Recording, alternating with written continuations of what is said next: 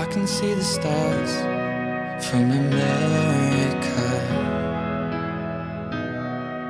I wonder, do you see them too? So open your eyes and see the way our horizons meet, and all of the lights will lead into the night with me. And I know these skies will bleed, but both of our hearts bleed. All of these stars will guide us home. You know, whatever. I'm just going to start. Okay, so I grew up in a very conservative town right outside of Atlanta, and my parents grew up there. My grandparents grew up there. So it's one of those kind of places where everybody knew each other, families knew each other. There was like old money, and just that's just kind of how it was. And so there was like, I moved there when I was 2. Our family moved back there when I was 2. So basically, I grew up there. And growing up, I had an older sister who I adored. I wanted to do everything like she did. I wanted to be, like, I would sneak in her room and read her diary. I would, like, steal her records. Yes, records, because I'm old. And play on her Atari, steal her shirts. Like, I just wanted to be like her. But it was because I adored her, not really like just because she was my big sister. She was about 5 years older than me. I still adore her now, but I always felt different. As is the story for a lot of us, but I always felt different. I always felt like there was something weird about me. I remember when I was little, like trying to figure out if I was adopted. Really, nobody wanted to tell me. Like, I just felt like I was weird. It wasn't until I got in recovery that I started to embrace that. And so now here we are with all you weirdos too. But okay, so I grew up with, like, my parents were very controlling, but not, but all out of love. So we, I remember I would get in trouble if I didn't have earrings on. I even have earrings on now. Like, if I walked out of the house without earrings on, if I had belt loops and I didn't have a belt on, so much trouble. If we said, like, a bathroom word that we were not in the bathroom, I remember getting grounded at my own pool party because I said I had to go inside and pee. So everything growing up was about the outward appearance. Everything was about what other people thought of us. And that stuck with me for a long time. I'm going to say a lot, and I'm really trying not to now, so I know I'm saying it more than I should. So, okay. Anyway, my growing up, then the only real passion I had was I wanted to be a majorette. My mom was a majorette in high school, so I started twirling when I was 3 years old. It was like the only thing that I was like dedicated to my whole life. I really wanted to be an artist, but I never thought I was good. My grandmother would take me to like art class with her and all her old people friends, but that was about the only like influence of art that I had. My sister was very into music, so I tried to be into music. But then when we got to high school, my sister was a cheerleader, so I was then sure I was going to be a majorette. So also I had this really, really good group of friends, really close-knit group of friends. We weren't the popular kids, but we had a blast. My family raised me in a very Southern Baptist home. So my whole life I kind of was told what I believed. and I didn't question that because that was like all I knew. So I like went to church every Sunday, went to church every Wednesday night for youth group, and I was in all the kids choirs growing up, and I didn't know anything different. That I never thought that I could be something else than that. That's just who I was and what I was supposed to do, so I did it. So because of that, by the time I got to high school, I was really a big part of like my youth group in my church, and so that group of us got to be really close, but enough so that like the popular kids and stuff like that, like I have never in my life been the type of person that tells somebody else what they should believe. Like even back then, like I've never been and will never be somebody that argues about beliefs with somebody. I believe everybody's path is their own, and whatever gives them the hope that they need, that's on you. But this will come back around. So let me continue. So anyway, our group in high school was very close. So the first thing that, and like I was very sheltered into knowing like evil. I guess I had no concept of it until, let's see, my freshman year, I'd finally made it to majorette tryouts. I tried out and made it. Practiced from like April when the auditions were until band camp, went to band camp, and at the end of band camp, they told us that they were dropping the majorettes from the band and there would be no more. And like, I couldn't wrap my head around that. Like that was my first like real taste of rejection. And it felt like I had done something wrong. I had practiced since I was 3 until I was 16. And now you're telling me I can't do the one thing. Like it didn't make sense to me. I didn't really realize it at the time until recently how much of effect that had on me. But anyway, that was my freshman year. My sophomore year, hold on, I'm going to pull up my notes because I feel like I'm flying but not saying anything. Hold on. Yeah. So my sophomore year, I always had this friend, but I had this friend named Christy that I was really close to. She was like one of my 4 best friends. And every morning she would call me and she would tell me what she was going to wear to school that day, stuff like that. Like on the landline she would call me. We didn't have cell phones yet.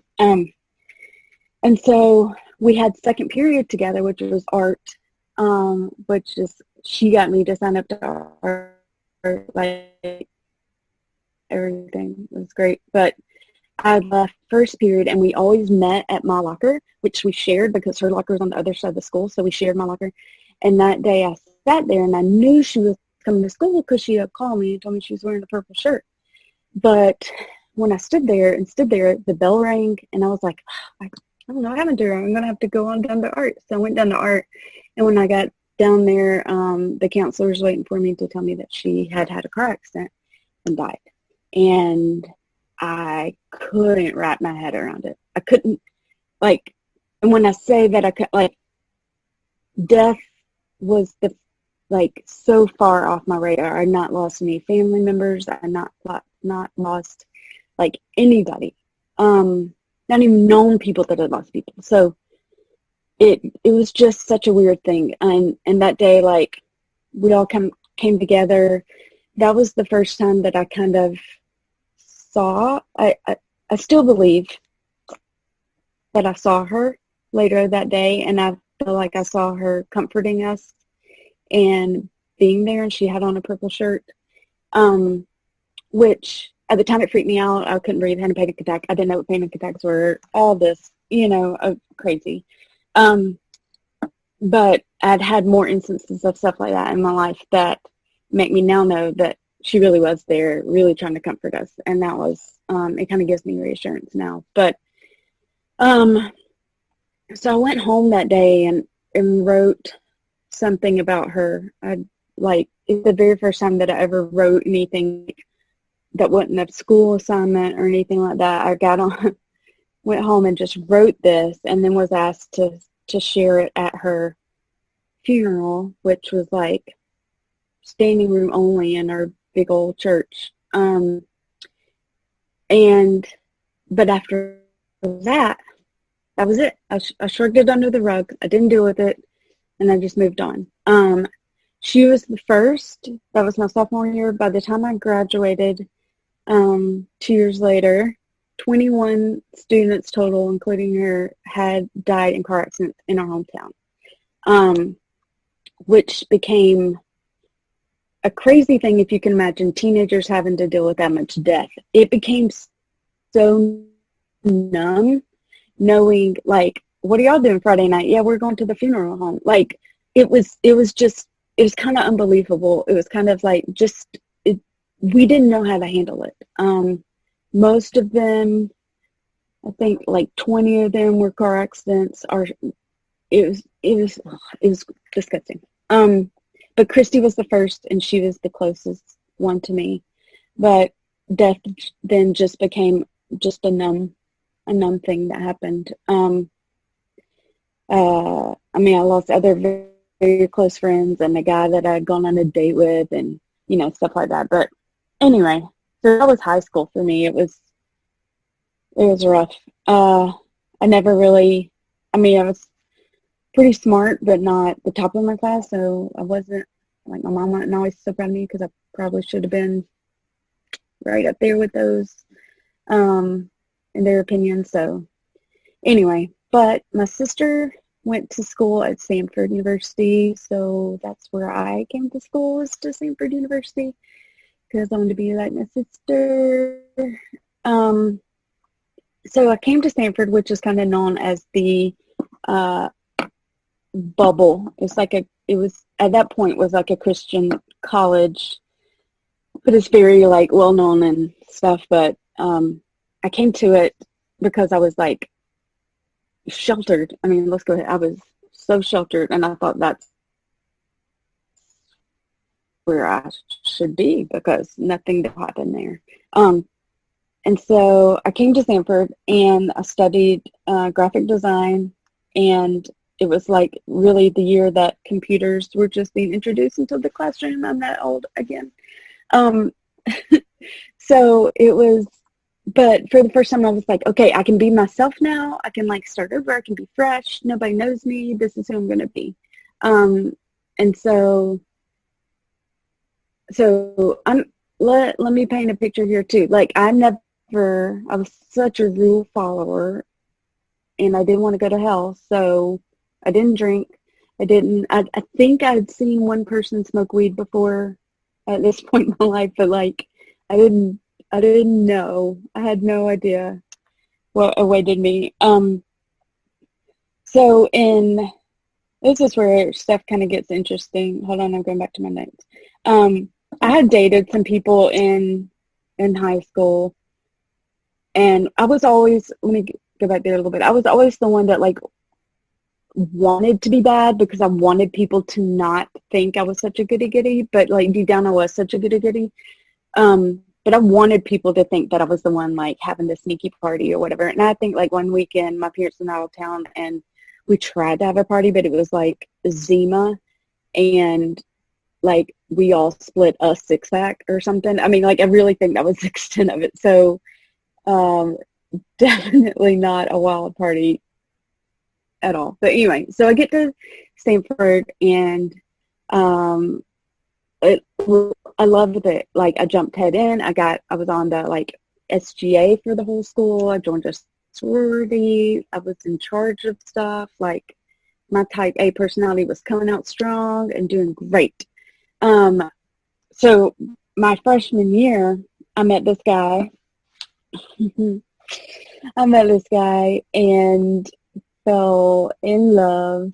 And so we dated from my freshman year until my senior year. He was 1 year older than me, and I just thought he was the best thing.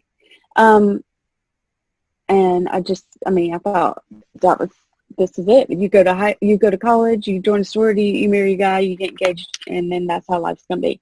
So my senior year, when all my other sorority sisters are getting engaged, we got engaged. But we got engaged in October of my senior year. In September, I had made the SGA team as a senior. And so I had my own like special office in the student center, which was like super cool, guys. I'm not kidding you. It was so cool. I'm being dramatic. So anyway, I had my own office, and like back in those days was AOL chat room time. And so in between classes, I lived off campus. So I would come into my little office and get on AOL chat rooms and see what's up. So one day, this guy hit me up in the chat room, and he had this whole story about how he found me. He found me on my sorority site. He found my name, and he found that I was the social chairman for my sorority, so I got to plan all the parties. That's how fun I was, y'all. I was so fun. Oh my god. Anyway, so he found my name on there and decided to message me. Not once did he ask about a boyfriend. Not once did he even like flirty talk with me, like what we know now as other things. Like Steve's story in the Facebook group. We like he just talked to me. He just wanted to know what I did in life and like what my weekends were like and everything. So it never really felt like anything wrong. But I did talk to him, and I did not tell my boyfriend / now fiance. So anyway, we went on. I got my wedding dress. I got my invitations. We had the church planned. I mean, we had everything. And this was like, let's see. So, but this guy kept messaging me and kept talking to me and wanting to know stuff about my life. But anyway, it's really hard to say all this without saying people's names. So that's tricky. This is not AA. Can I say people's names or no? Okay, so I'm going to say this. So Eric was my fiance. And Eric would come and visit me and come to my sorority parties, and then I'd go to Atlanta to see him because he had moved to Atlanta. Oh, yeah. He had moved to Atlanta to work for my brother-in-law. So he was working with my brother-in-law in Atlanta, and he would drive over on the weekends to come see me, or I would go there. All the while that Cameron, the one from the chat rooms, was messaging me.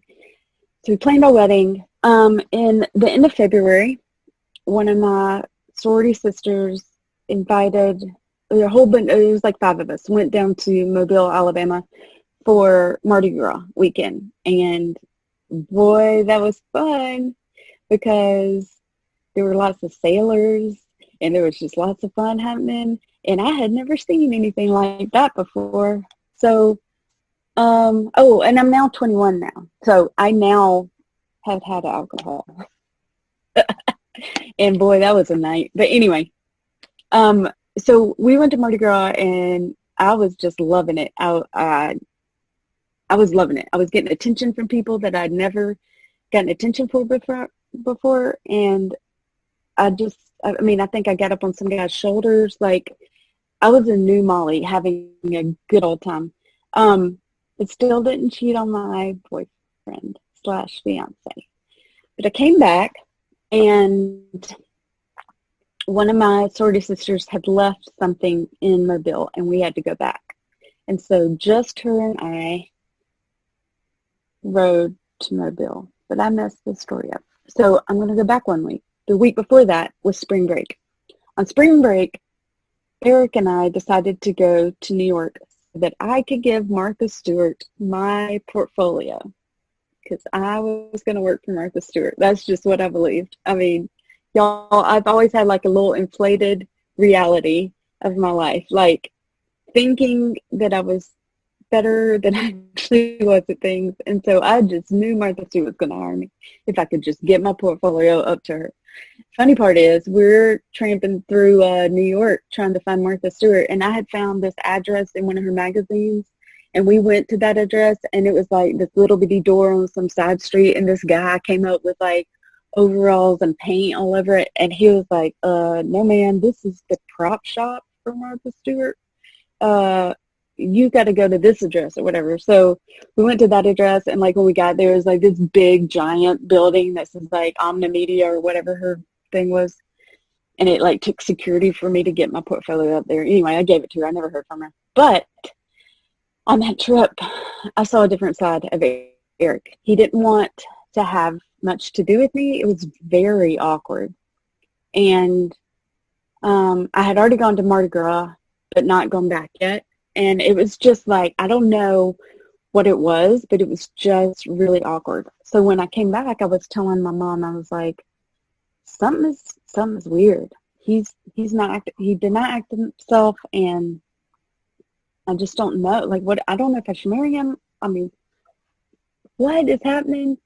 And the same time, this Cameron Nelson guy is now messaging me and saying, since I was at home in Atlanta, I should come see him because he was at Georgia Tech, and I should come see him and all this stuff. But he always had this whole story, like he worked in the computer lab, but he couldn't talk on the phone because he worked there and couldn't disrupt the class. I mean, I don't remember all this, but it was quite intense little story.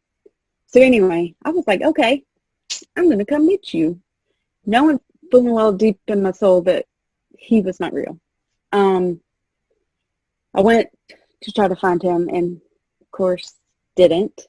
Came back to the house that night and printed out an email from Eric and printed out an email from Cameron. And back then they had all the little numbers and digits on the bottom of the emails, and there were like 8 digits that were the same. So I was like, this means something. I mean, my like spidey senses were going off.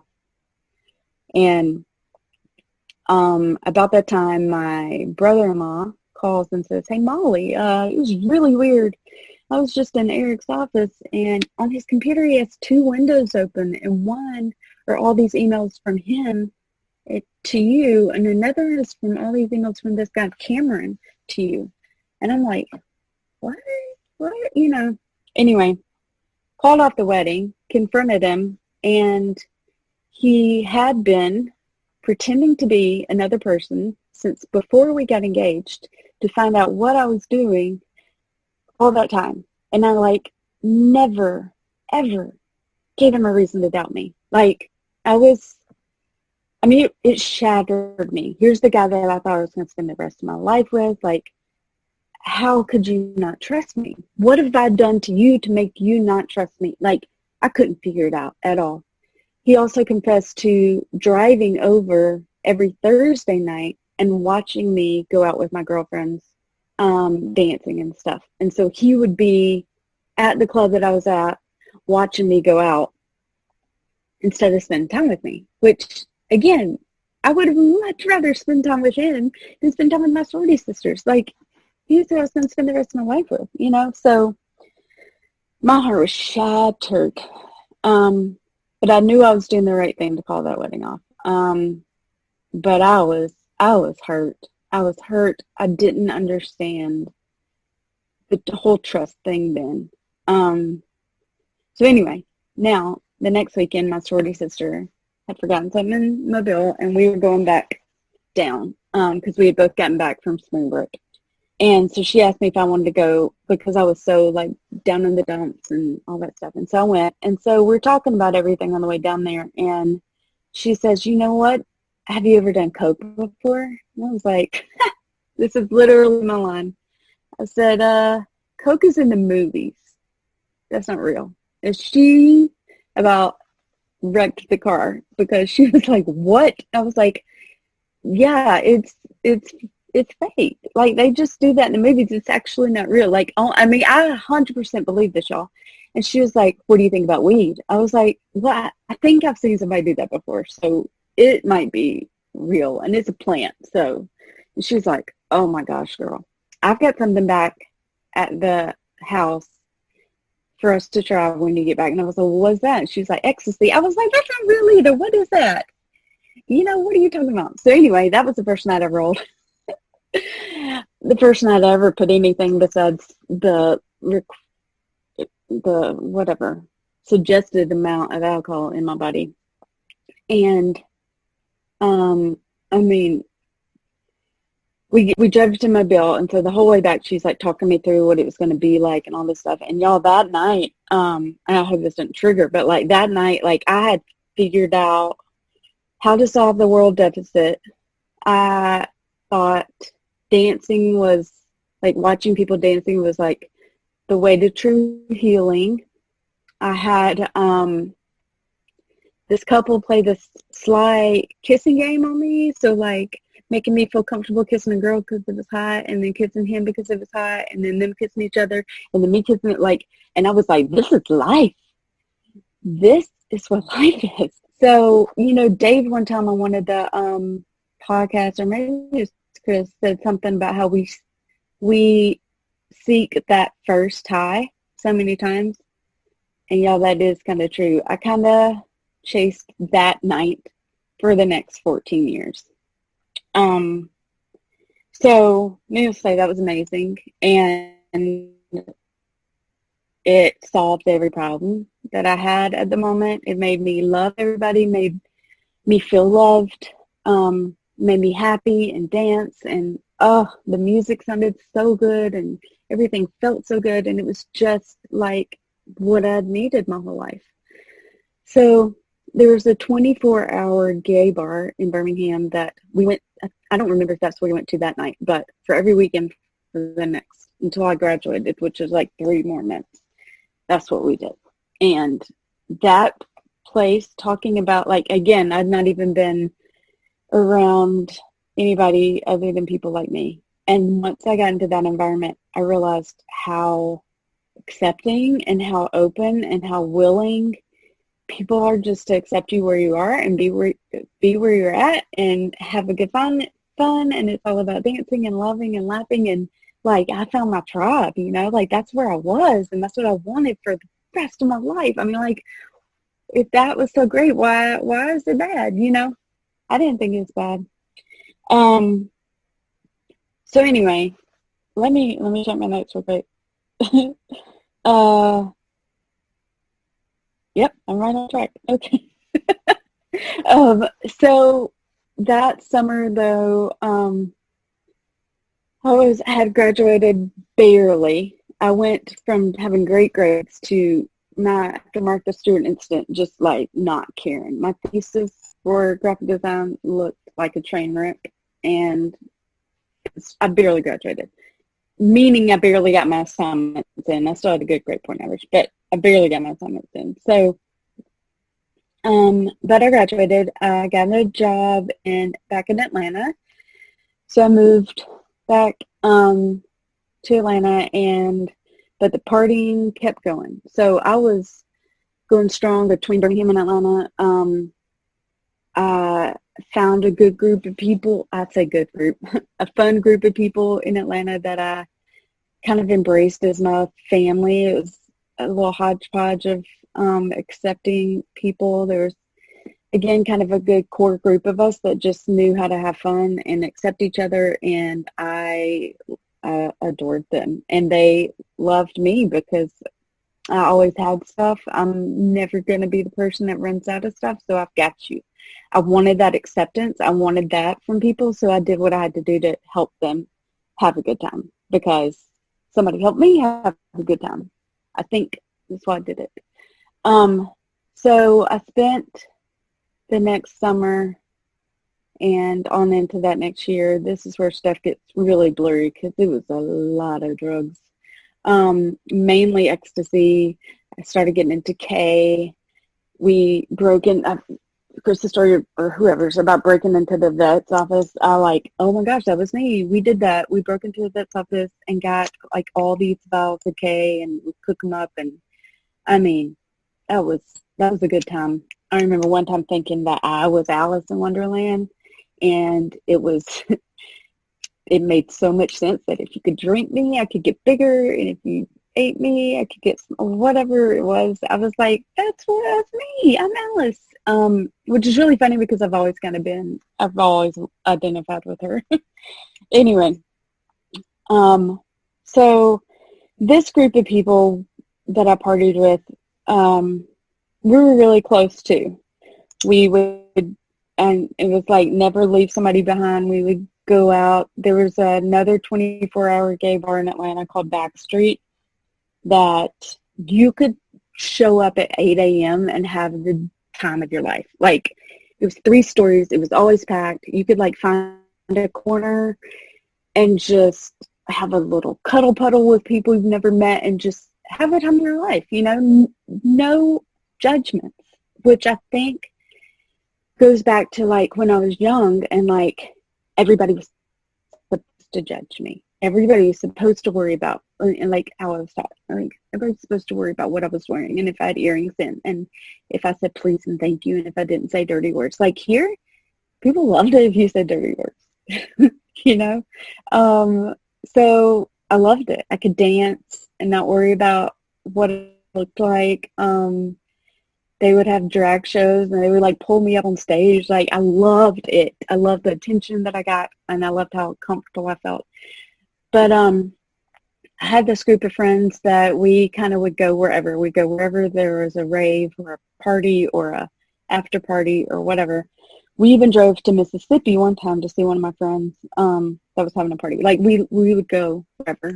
But there was one guy in that group that did heroin that every now and then we would lose him for a few days and then he would pop back in and stuff like that. So those days would get further and further and we would go like try to find him.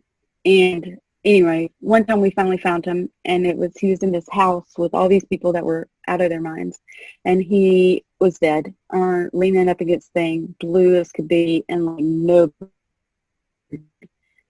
It was horrible. Again, not great with death, but now it's familiar to me. And anyway, so that I'll do whatever drug, but I'm not going to touch heroin because I didn't want to die like he did. But everything else is okay. Whatever. Somewhere in here I met, and I don't even remember how I met him, but I met another guy that was back in Birmingham. I think I probably met him at the club, but yeah, I probably did. Anyway, I met him and I want to say that he was like, I don't know. He was the one that like brought me out of my funk of not ever wanting to date again after Cameron and Eric. But he made me feel special, so I wanted to do whatever he wanted me to do to make sure that he knew I was there for him, if that makes sense. I don't know. So anyway, one time he pulled out a light bulb and introduced me to smoking meth out of a light bulb. And introduced to smoking meth, period. But out of a light bulb is how we did it then, which I thought, where am I? I'm back in Alabama. Is this how it goes? What is happening?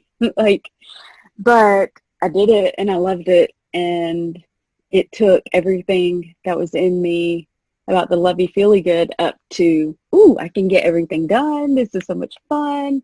We had great sex. I'll say that. It was great. And I was like, this is now my new level. This is where I'm at. So he introduced me to that and then left me in the dust. But once he did that, I was hooked. That's what I wanted. That's what I wanted to find. That was like, now that was my drug of choice. But I didn't want people to know about it. I think something about the light bulb thing really made me think that was the only way you could do it. So I was always like breaking light bulbs, trying to figure that out, and never really could figure it out. But anyway, found out. Now fast forward back to this group in Atlanta. Found out how to do that, and it probably happened in the Backstreet Park. I'm pretty sure. Lots of things went down in the Backstreet parking lot, including, wait for it, meeting my future husband. I met him in the gay bar parking lot. I think it's because he liked the song I was playing out of my car or something like that. Something like that. But it started a very, very toxic, codependent relationship. So we met in like 2001, I think. And dated for a long, long time. But it was 100% partying and 100% meth all the time. I held down a job. I worked at a art store where I remember I would go sit in the bathroom and like take like an hour break in there, like picking my face or something. Like, I don't know how I didn't get fired for being in the bathroom for so long. Like, now I think about it and oh my gosh, I don't know how I didn't fart. Anyway, I did like rearrange the ribbon room and the paper stuff in there to perfection because everything had to be like where it was supposed to be perfect and color coordinated. I mean, it's a good place for a tweaker. Anyway, so anyway, I met Steven and we dated and were together, and it was probably 2 years after us dating that I was like, I'm ready to grow up. Like, this has been fun. This has been great. But I'm ready to adult now. And so I really kind of expected him to want to do the same thing. So I went to him and told him, like, I think we should stop. I think we should, like, be an adult. And I'm going to move back to my hometown. And I really, really believed he was going to follow me, but he didn't. Instead, he moved in with some Bangladesh guy that everything smelled like curry. Anyway, so I moved home. I started my own business, and it was really cool. Like, I started my own business on the downtown square where I was, and it was really cool. I was like, okay, here, I'm being an adult. This is great. I started already getting business. Like, it was really cool. But then, so I moved in May, and in September, my sister came to visit and was like, you're glowing. And I'm like, what? Yes, thank you. I'm so happy. Things are so great. She's like, and I thought it was because I had like stopped. Anytime I tried to do anything, I would get sick. So I was like, oh, I'm just gonna stop. And so I stopped everything, like in May when I moved back to Noonan. And so I had gone up to visit Stephen a couple of times because, I mean, I broke up with him, but I still loved him, I thought, But anyway, so September, my sister says that, and she's like, let's take a pregnancy test. And I did, and I was pregnant.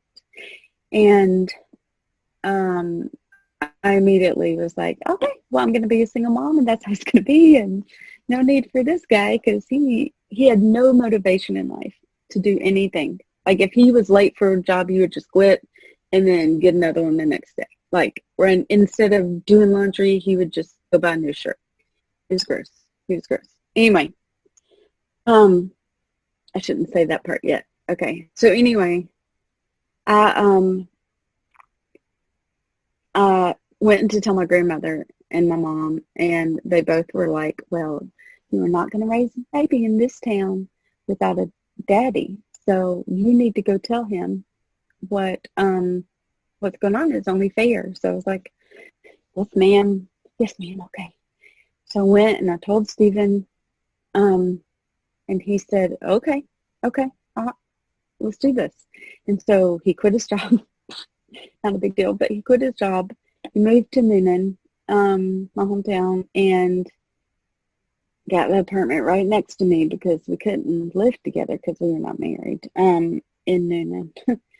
So, I was thinking, oh, well, that was in September, and like in 10 days we were married. Wedding in my parents' house that like 5 people there. I mean, it was not what I envisioned back with Eric with the beautiful dress and the beautiful invitations in the big church and all this stuff. Like this is what it was. This is where I was. But I did think, you know what? I dated him for 2 years and I loved him. I can love him again. We will make this work. The main thing is there's a child, and And this child pulled me out of a situation and made me want to adult, even though I didn't know he was inside me yet. Like, my life is now going to be better. I had my new business. Things are great. So anyway, things continued. And my son was born. And this is 2004 now. He's married. We got a little house, and it was so cute. And then we moved into a bigger house and renovated it, doing again all the things that you're supposed to do when you get married. And my business was taking off. I was doing logos and wedding invitations and all kinds of great stuff for people all over town. I now had moved down from my first office into a bigger office right on the square, and I had a storefront, so I eventually opened it up into a gift shop too, and I was right across the street from my dad, who is an accountant, and I mean, it was just this happy, cute little life, except for the fact that we never fell back in love, and we had separate bedrooms, and we never were together. We never fought, but we were never together. If I cooked dinner, he would go get his own Taco Bell. If I did laundry, he'd be like, I'll do mine. We just had no relationship, which after a long time really, really sucks. But I was working really hard on being a good mom and being a good business owner that I let it slide. So my business was getting so busy that I would get Evan off to daycare or Montessori school or whatever it was he was doing at the time, and I would then go to my office and work until I had to pick him back up. Then I'd take him home, I'd cook dinner, I'd get him in the bath, I'd get him to sleep, sing him to sleep, and then I'd go back up to my office and I'd work, and do it all over again. So somewhere in here, after he got to be 4 or 5, meth came back into the picture. I think one of our old dealers reached out to Steven, and we're off to the races again. And I found out how much work I could really get done. And I was able to be super mom. I was able to get all this work done and spend as much time I wanted to on things and get things perfect. For me to say that it didn't help me would be a lie, because it really, in my mind, it did. And the fact that I stopped cold turkey before gave me that false belief that I could stop again. I mean, I did it before, I can do it again, which was so not true. But anyway, so that started that probably back in 2007. And then somewhere in there, one night I went back to the office to work on something, and I finished a project I had been working on for this, funny enough, lion tamer, Tiger King.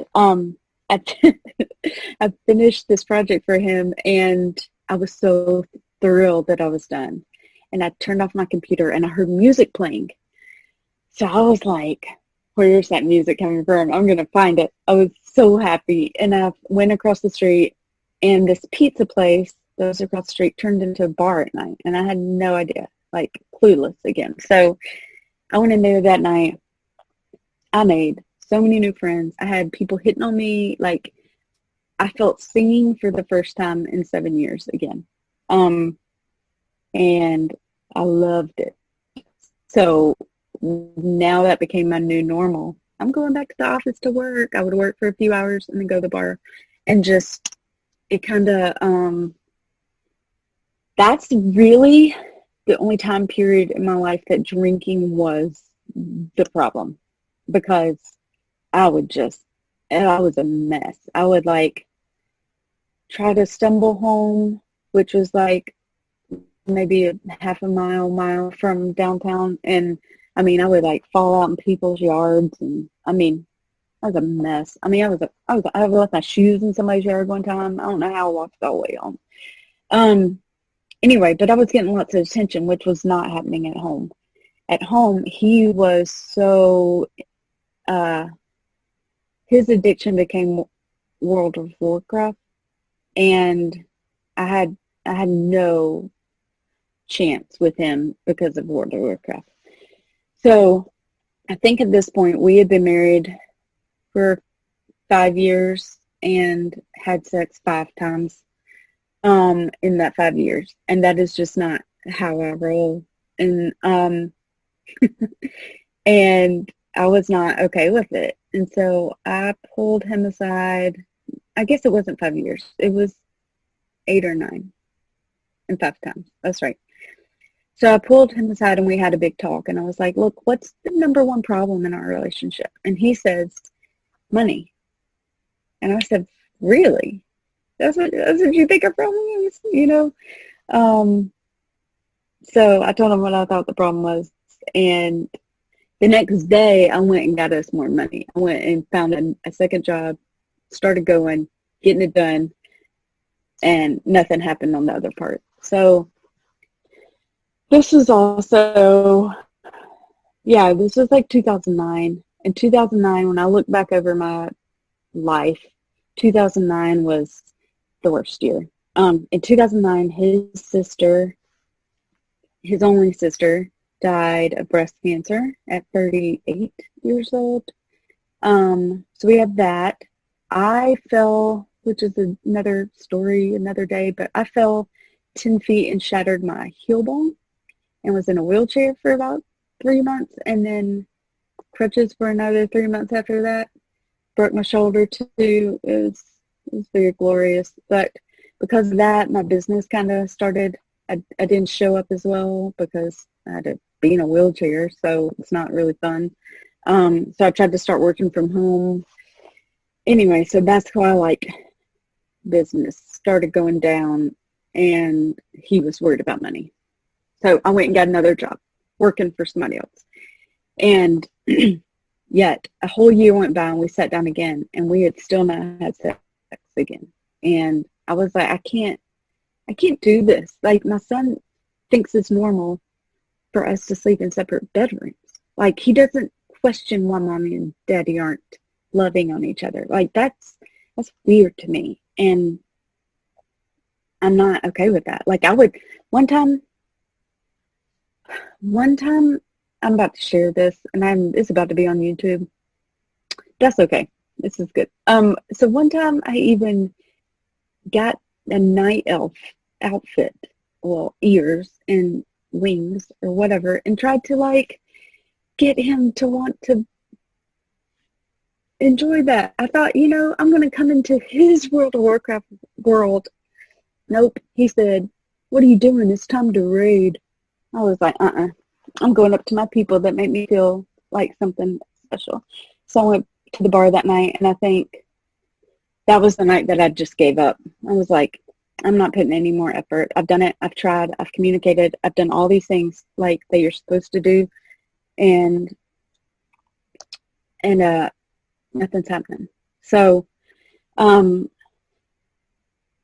anyway, that year we decided to separate, and I moved up to Atlanta where my new job was, and I took Evan, and we were just going to kind of work things out as they happen. Like, neither of us were really, I wasn't trying to date anybody else or anything like that. I wanted out of this. So I moved to Atlanta with Evan, and again was ready to just kind of start fresh and keep going and just be me for the first time again. And so things are going great. I was now a marketing director for a corporation, and got to do all their social media. It was great. I was loving life. And then he would go down and see him on the weekends. And so those were the weekends that I would party really hard. All this time I'm still secretly have the meth habit, which I have a hard time saying meth because back then we used to call it Tina, and that doesn't seem as bad for some reason. But anyway, I was still doing that secretly. So was he.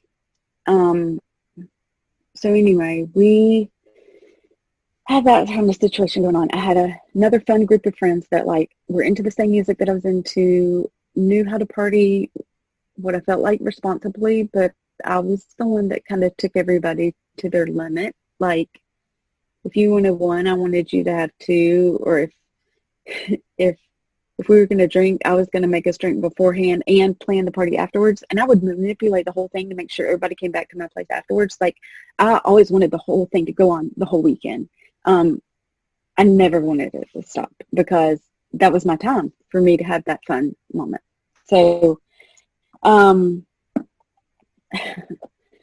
then I had this group of friends, and one of them was one of my old friends from high school that like came back out in the woodworks with Facebook and realized we had some same musical interests, so we wanted to go like party together. And so I met one of his best friends through that, and we really kind of hit it off as friends, like really good friends. And so they would always come up on the weekends and hang out. And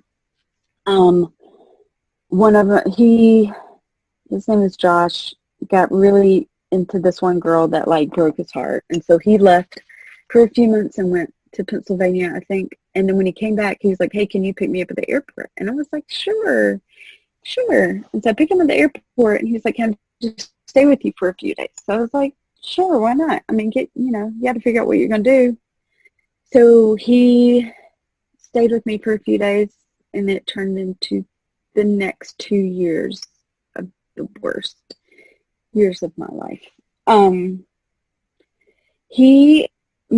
like to say this, my pendulum from being in this relationship where we were roommates that had no connection swung to this, and like Steven didn't care where I was. Like I told a story one time, Dopey Zoom, about me stopping at a bar, coming back from work one day in Atlanta, and like it turning into an all-night dance party thing. Like he was like, oh, thanks for bringing her home. Like he didn't question anything, to Mr. Controlling, narcissistic, abusive,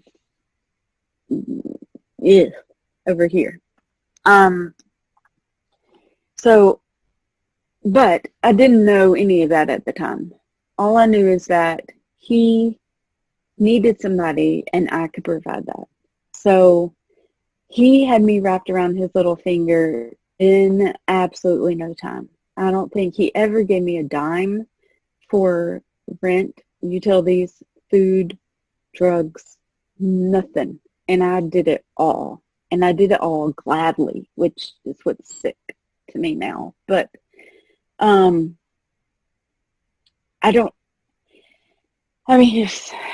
was so manipulative that he made me believe that nobody else would want me. So I was doing the best I could to just I should be thankful that he was living with me. I should be thankful that I had him around. Okay. So anyway,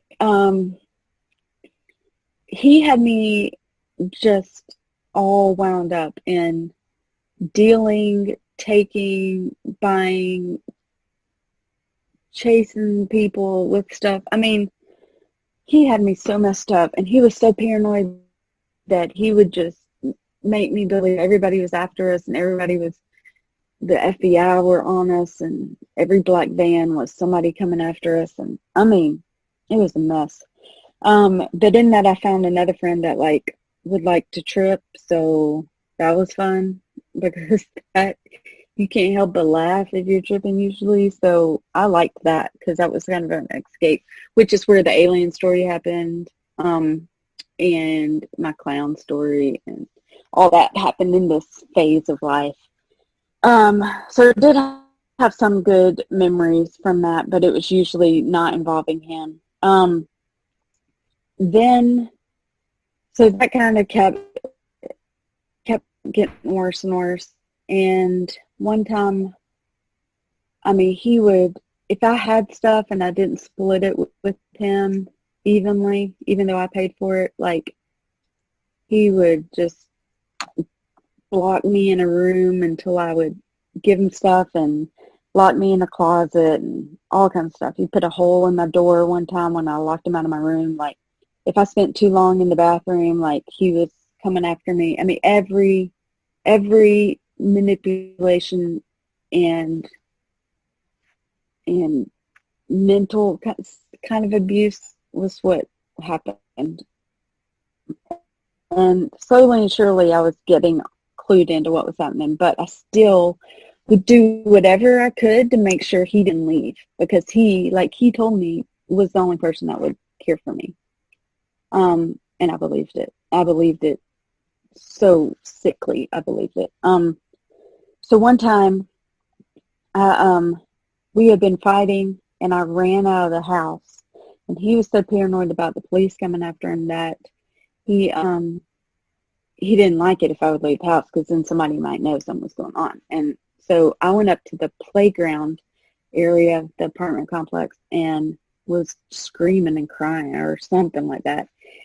And I called my best friend and was like, what do I do? I think, he's going to hurt me. I can't do this anymore. Can you come get me? And she said, and so she ended up calling the cops from her end, and then texted him to tell him that, so that he would leave, is what she was trying to do. He ended up coming and getting me and dragging me back down to the apartment. And when I got down to the apartment, he had set up this whole display of all his paraphernalia. He was like all into making wax out of weed or whatever. And so he had like this whole like science. It looked like a science lab. It looked like a science lab in my house. He had it all set out across my bedroom and stuff like that. And he said his goal was to get Evan taken away from me. And I was like, oh my gosh, this is not good. I came in and I was like, please stop. Whatever you're doing, I'll do whatever you want me to do. Don't take Evan away from me. Like, it's not okay. And I was trying to pull the stuff down, and he grabbed me and busted my head open on a drawer. And here I am, then the one trying to apologize to him for it, which I realized now how sick I did at the time. I thought, I've got to calm him down. It's up to me to keep him from getting more upset, because if he gets more upset, I'm going to lose Evan, and I'm going to lose him, and blah, blah, blah, blah. It was sick. So that was one time, but I still wanted him around.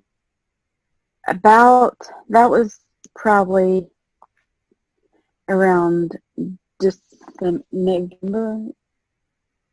Let me see. Hold on. I got all this. So yeah, so this was around like April of 2013. And then in August, that's when that alien story happened, which even has a second part. So I'll share that sometime.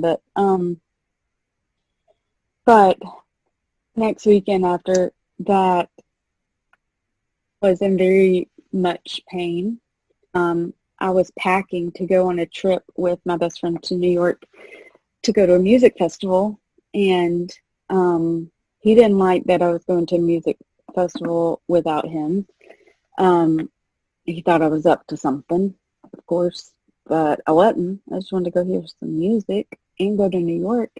And so I was in a lot of pain that night, and he left me in pain at my house on the floor, just dying. So my friend came and picked me up, and we went to Walmart. While I was in Walmart, I couldn't stand up anymore.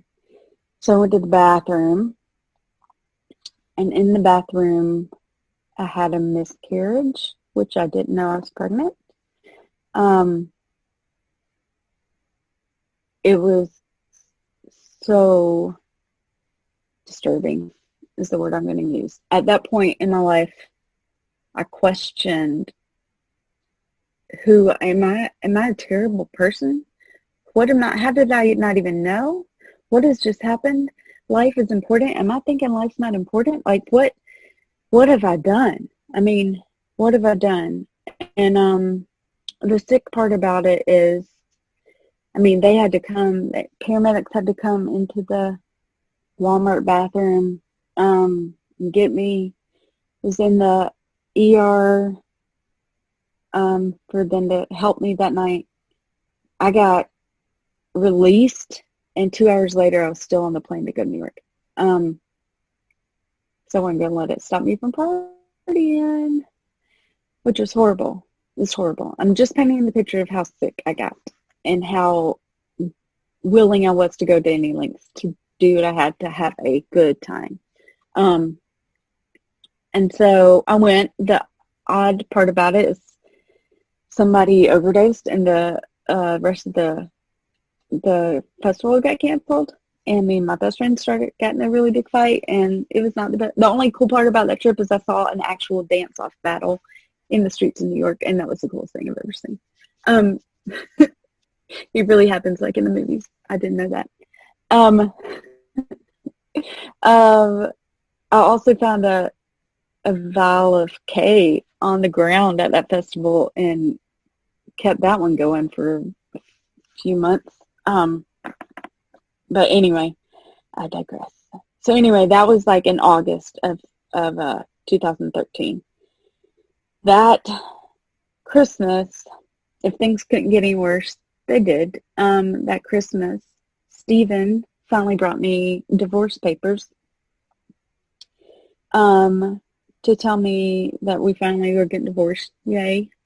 And DNA papers to tell me that Evan was not his son. I can't believe I just told y'all that. But anyway, my world again fell apart. I thought, what have I done to Stephen? What have I done to my son? And how in the hell did I not know? He's now 10 years old, so I have to think back 10 years ago when I was a hot mess and we broke up so I could adult. What did I do?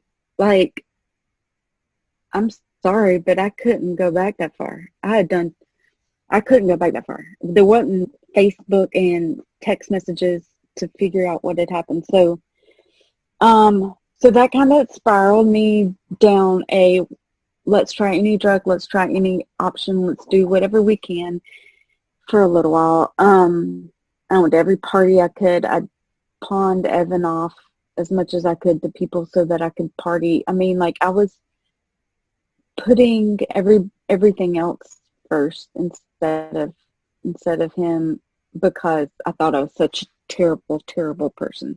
I've now like lost a life I didn't know what existed, and now I've destroyed lives that I didn't know I did. And so for a little while I spiraled down pretty hard. I still was afraid of losing Josh, because now he's all I have, and he's horrible, but he's all I have. And he can't leave, because if he leaves, then I'm all alone. And if I'm all alone, what am I going to do? And so anyway, around Mother's Day that year, I had gotten desperate. I like had my apartment broken into by people that I'd had over. Like, I was still like trying to put everybody in the same partying mode that I was in. I wanted everybody to party like I partied. So anyway, but around Mother's Day, I was done. I wrote a suicide note. I was ready. The way I knew I was going to go out is I was finally going to try heroin. I was finally going to try heroin. I was going to do it all, and that was going to be the end of it. And like, that's what I found. So I called the girl that I always kicked out of my apartment for doing heroin in my apartment. I kicked come over. I had never at this point used a needle either, so I was like, I need you to show me how to do this. This is what I'm ready to do. I wrote a letter. She never showed up, and one of my other friends happened to call me and talk to me, and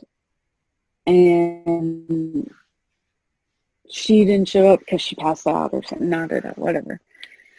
So that next day, I was cleaning out, or later that night, I was cleaning out Evan's back and found this poem he had written about his mother, and I realized, what am I doing? Oh my gosh, no. He loves me. He doesn't know all this, and he loves me. He loves me. I've got to get this together. And then I had Josh going, you're a piece of shit. I don't want anything to do with you. And I'm like, whoa, no, I got to fix this too. So,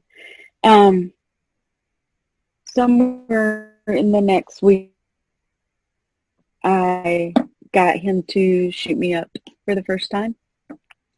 And that was a feeling I'd never felt, and it took everything to that notch of like, let's go all out. And once that happened, I mean, I had used and partied for 14 years, but once that happened, I became a lunatic. I became paranoid. I became crazy, and that stuff hijacked my brain. I lost my car. I was like an eviction notice, like everything spun out of control. I wasn't showing up to work. I mean, I was sick or whatever. I mean, like everything spun out of control from like mid-May to mid-June. He got very physical during that time because I do believe I kind of went crazy, but he got very physical during that time. And one time he strangled me, and I saw the whole life flash before my eyes thing. And in the middle of that, I thought, what's going to happen to Evan? Like, I didn't get to say goodbye to Evan Rasmussen. What's going to happen to him? If something happens to him, now there's nobody. Oh my gosh. And so like in that instant, I thought, I got to get Josh out of my life, and I got to, like, what's going to happen? Like, what would happen to him? So, but I also became terrified of Josh. So I changed my keys. I locked him out, all that stuff. But he had oh, God, he was so manipulative. He had everything. Like, Georgia law said that he had a right to be there because he'd been there over 2 weeks, and he had changed like addresses to show that that was his legal residence, which he had like manipulated the lease payment. Like, he had done all kinds of stuff to like protect himself from getting kicked out of my house. So, anyway, the only place I felt safe was up at my office. So Evan had gone to my sister's for the week, and I went up to my office, and I was just going to stay there all night. I was going to hide out and be safe. And so I was on Facebook, twiddling around. This is before Dopey Nation. I was twiddling around, and one of my friends posted this video, and it was an Ed Sheeran song, All the Stars, I think is the name of it. And in the video, there was a line that said, everything will be okay in the end. If it's not okay, it's not the end. And I was like, sweet, because this is not okay right now. So this isn't the end. So I went and it was from a movie, A Fault in Our Stars. So I was like, I'm going to go see this movie. So I found a midnight showing of it in downtown Atlanta, and there I went to see a movie at midnight by myself in downtown Atlanta, and I did. And I couldn't tell you at the time what that movie was about, but there was one line in it that said, that's the thing about pain, is it demands to be felt. And I realized right then that I had not dealt with Christy dying. I had not dealt with the other 20 kids in high school dying. I had not dealt with the catfish by the person I loved. I had not dealt with messing up and being married to somebody that didn't love me, and ruining his life, and not knowing who my son's father is. Like, I had not dealt with any of it. Every answer to any problem I had was take a drug and make you happy, and find validation in somebody, and that'll make you happy. And so that next day I called my family. I told them everything, all of it, and said I need help to get out of this. Hardest thing I'd ever done, but it was also the best feeling to finally let my walls down. So we had no idea. I mean, nobody in our world had ever been to rehab or anything like that, or gotten help. Like, we didn't know what to do. So I was like, we can take a little bit of time and figure it out. So they were already going to the beach. So they went down to the beach and found a place down there that would take me in a week. So I had a week. So I got as many drugs as I could. I was trying shooting things that I didn't know if I should shoot. I didn't. I mean, I was going to live it up. This is going to be a great week. I was like learning to mourn this time and get ready for a boring life. That's what I thought. So anyway, I left my apartment, said goodbye to Josh. Thank God. And went to a really swanky rehab place that didn't really, they got me clean. They got me clean in no time. On the way to the treatment place, I was dodging my mama in every corner of that hotel the night before. I was like sneaking in the bathroom and trying to smoke some more, and she'd be peeking through the window cracks, and I was trying to jump out of the car, and they would like keep me in the car. I'm in the back trying to like find a way to shoot stuff in the back of the car. Like, I was a mess. We went into Walmart. I was like running back into the back trying to, I was pitiful.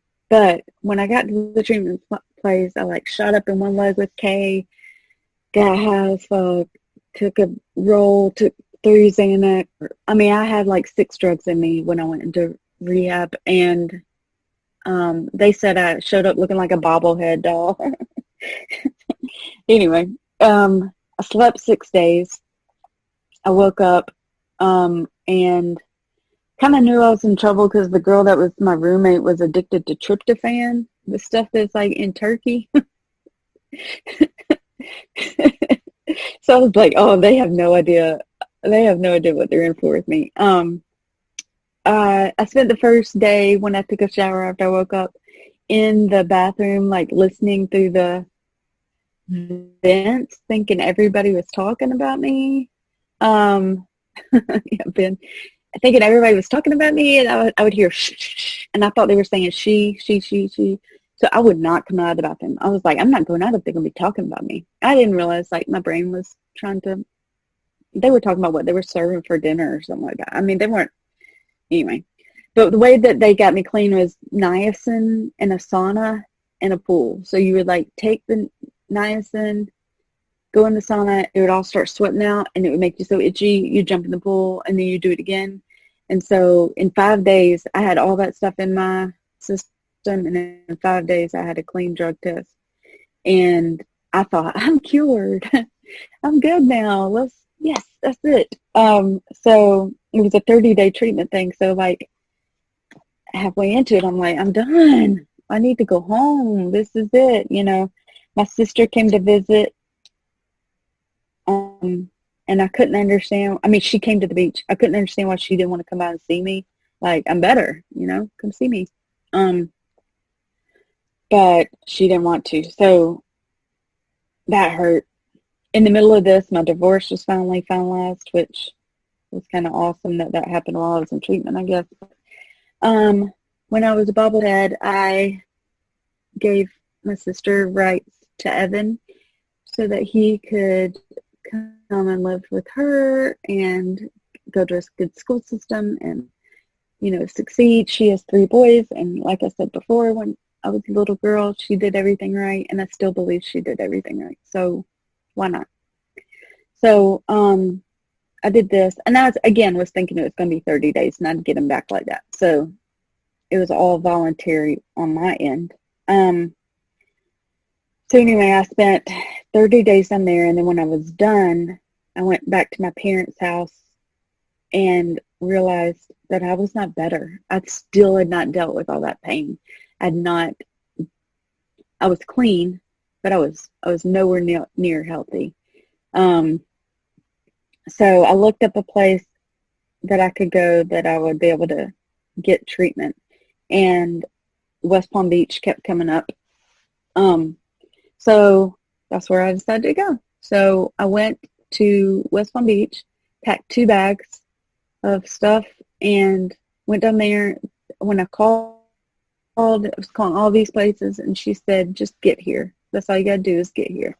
So I was like, okay, I got that. I can do that. So when I got there, the very first night, I went to my first AA meeting. I I went to an A meeting my very first night down there, not my first A meeting. I tried to go to some of those in Georgia, and I did not like it. I didn't feel like anybody could relate to me. But when I went down there in Florida, everybody looked like somebody that could relate to me, and I loved it. So I dove head at first. I wanted to do everything perfect. I wanted to be the best student. I wanted to be the best addict in recovery. I wanted to do it all. I wanted to do every treatment they would give me, everything. I wanted to do it perfectly, and I did. I got down there and jumped headfirst into it all. I couldn't understand some of these kids that came in that were like 15, said they started doing stuff at 14, and I mean, I'm just kidding. I'm being exaggerating. They were probably like 18, but they weren't there for the right reasons, and it would make me so mad because I was there I had the hard times, blah, blah, blah. Anyway, I then became like a house manager at a halfway house, and was just kind of working my way through the whole process, and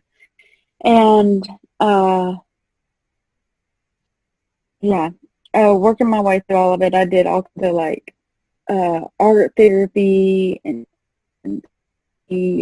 all that stuff, but the one that really helped me was EMDR. They had just started doing it at my treatment centers. One person was certified, and it was my therapist, so I was able to do it. And he took that Walmart incident where I didn't even realize that I had PTSD from that, but I did realize that anytime I went to the bathroom, I would get stuck and come out in a bad mood, and I would come out feeling crappy about myself and everything. And so he helped me see, or EMDR helped me see. He didn't do it. I did it. EMDR did it. That he helped me change that negative thought about myself into I am loved, I am worthy, I am worth it, and everything. And so like I got to where I couldn't go to Walmart because I would have an anxiety attack, and now like I can go into the bathroom even and wash my hands. I don't really like to go in the Walmart bathroom, but but I can now. And it took me through about different things that I had struggled with, different things with my family, different things, beliefs I had, and helped me change those for positive. And without that and that hard work and that, it felt like a freight train was running through your body after that. And if y'all not here, you know what I mean, because he would tell me to spend the night processing it and not talk about it for 24 hours. And like that 24 hours was exhausting.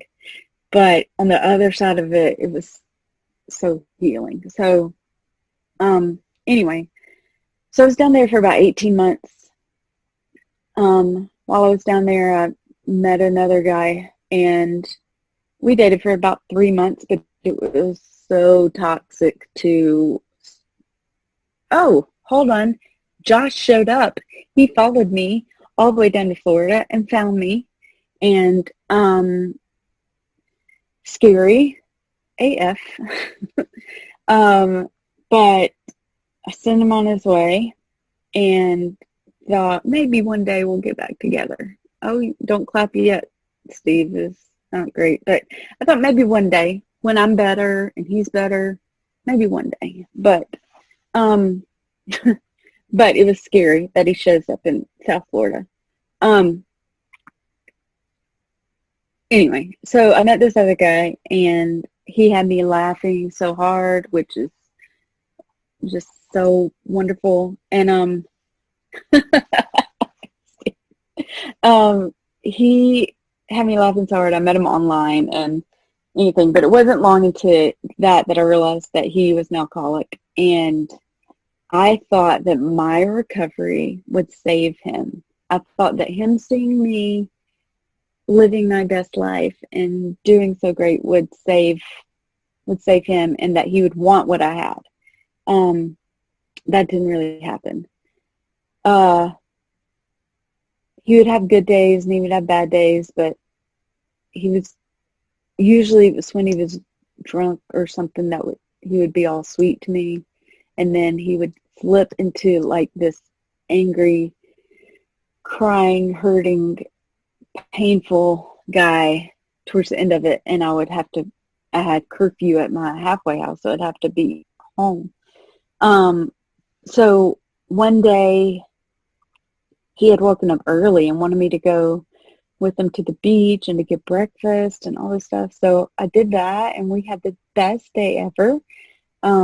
He went and he actually paid for me to get tattoos, which I got, which you can't see them, and they're probably backwards, but it says my chains are gone, because I felt like so many things had me in bondage my whole life.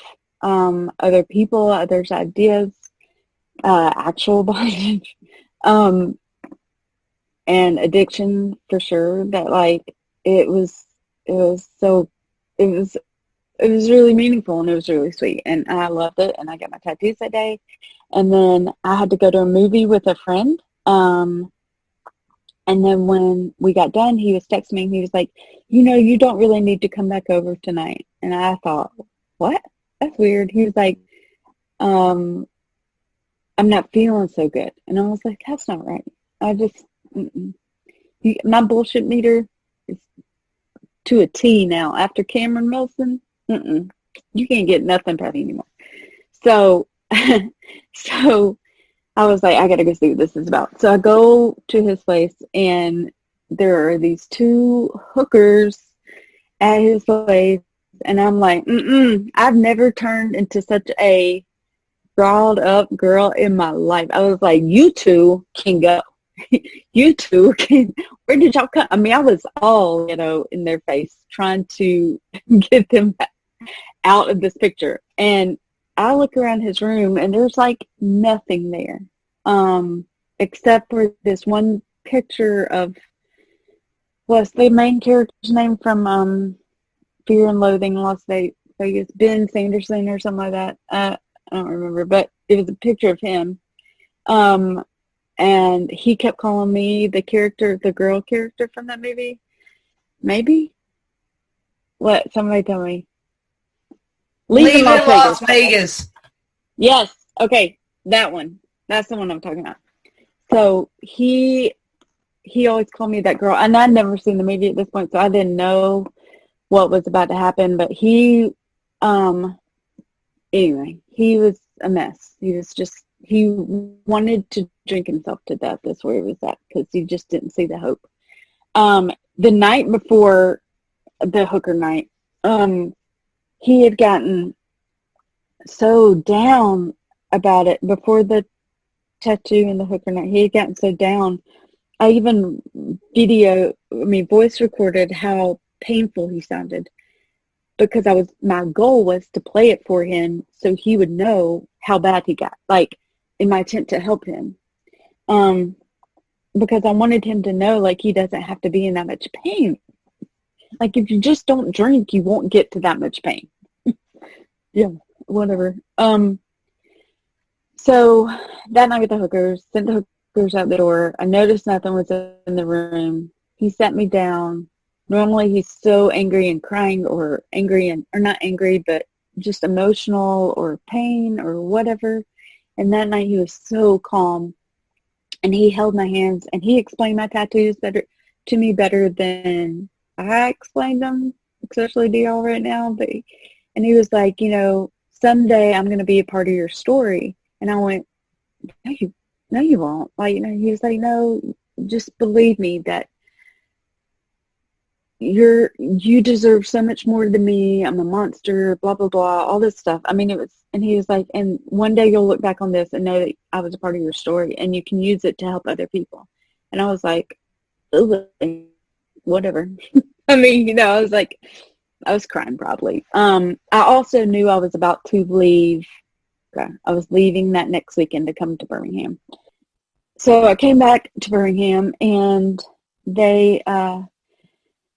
it was not easy getting Evan back.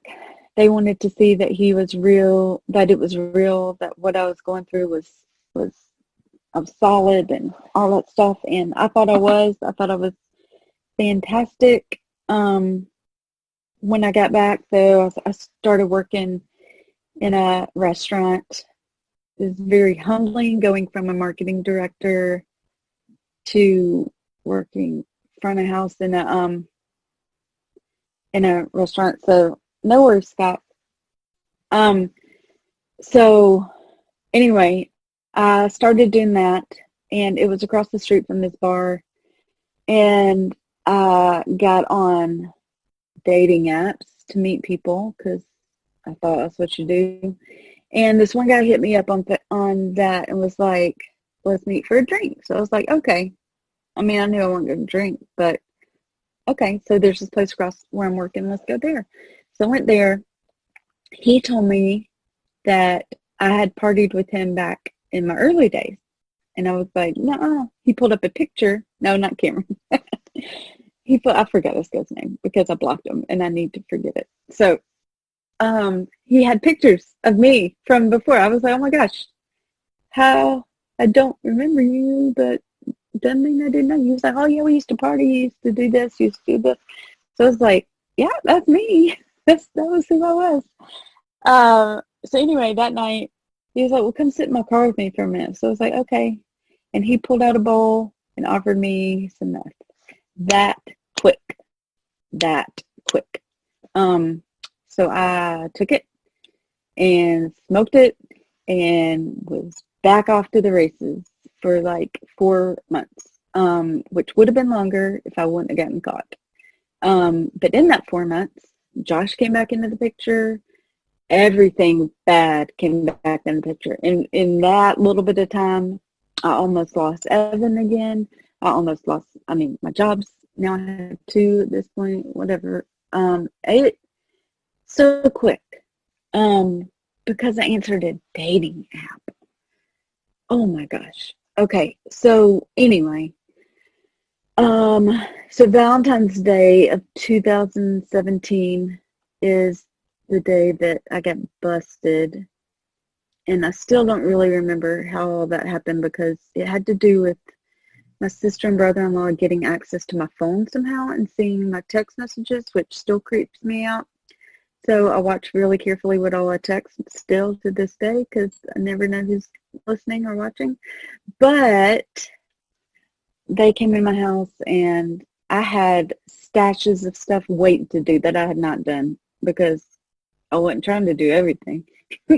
But I had some K, I had some pills, I had Xanax, and I had all kinds of stuff. But I flushed it, and then it was out the door. Around that time, my mom came back. It was either go to rehab or let my mom come move in with me. So my mom was also kind of sick at the time, and my dad was going through something, so she came and moved in with me and Evan, and talk about hell. But again, I was now willing to do whatever I need to do. I got back into meetings. I jumped headfirst back into it, and thankfully that was the last time I used. And I really do think that I have lost the desire to touch any of that ever again. I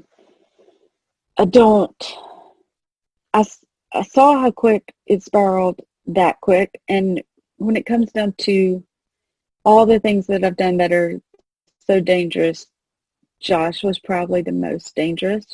And if I was willing to bring him back in my life like that, then I don't want that to happen again. So anyway, that was last time that I have drank since then, but it has not been a crutch or to get out of myself or to, it's only been like a social thing every now and then. I have not gotten drunk. Let's see. Oh my gosh. I'm not going to go into this now. I'll save this one for a debut room, but I just looked down and totally forgot to tell you all about the time I moved in with a cuddler, a professional cuddler. Ooh, that's a good time. That's a good story. Okay. I didn't cuddle with her, but it's some good stuff. Let's see. Hold on. Oh, yeah. So more death, more overdoses. All the people you meet in rehab, they're gonna die. I hate that, but so part of what I do now to stay sober is I focus on Evan. I focus on being the mom that I wasn't during those years that I was so lost. I focus on serving other people and being there for them, but without needing their validation back. I do it not for the validation, but for them. And it sounds simple, but it is a life changer for me. I want to read a couple of things, if that's okay. Is that okay? I hope. Things I wrote. Okay, good. Things I wrote in recovery that I didn't reconnect back to writing like I did with Christy until I got in recovery. And I do have a llama. Molly Llama is my screen name on stuff.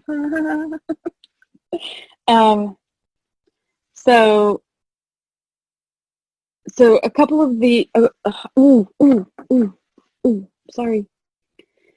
I got really far away from God in all this. I thought all the stuff that I'd learned growing up that I was told to believe, I questioned it in college, and then I strayed away from it because if God really loved me, why would I go through all this? And I really questioned that. It wasn't until I got into AA that I could choose what my higher power was.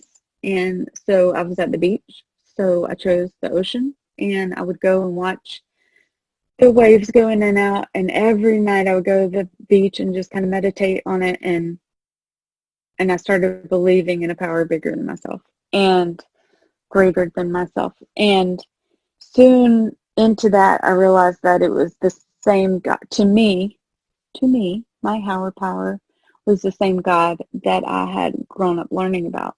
But now I understood him on my level and in my terms, and he was the God of my understanding. And so that was a game changer for me, because when I look back and think about some of the scariest times in my life, and I survived them, or the things that I've seen and I've survived, I can only put it on a higher power. That strength didn't come from me, for sure. So when I think about higher powers for anybody, it is anything that gives you that hope to make it to tomorrow.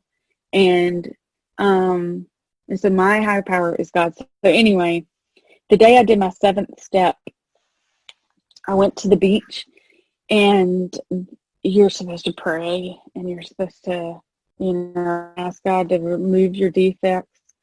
And this is what I wrote. Okay, y'all ready for this?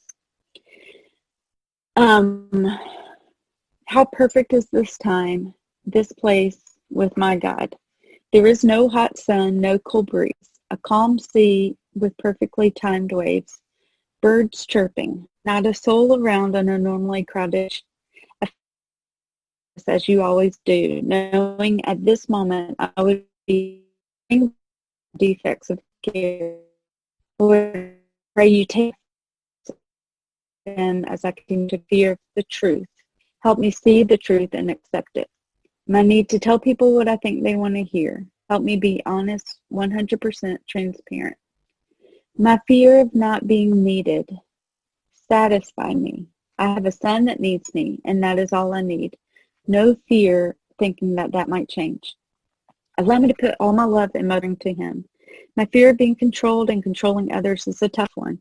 I pray that as I enter healthy relationships, that there is a balance of love, respect, honor, and grace. I pray that I can accept myself, my actions, my appearance as enough, that I can continue to love myself and to grow that love exponentially. I will not be perfect, but my best is good enough. Help me to do my best. Help me to accept less than perfect, because only you are perfect. I pray to feel and express my emotions accurately as an adult.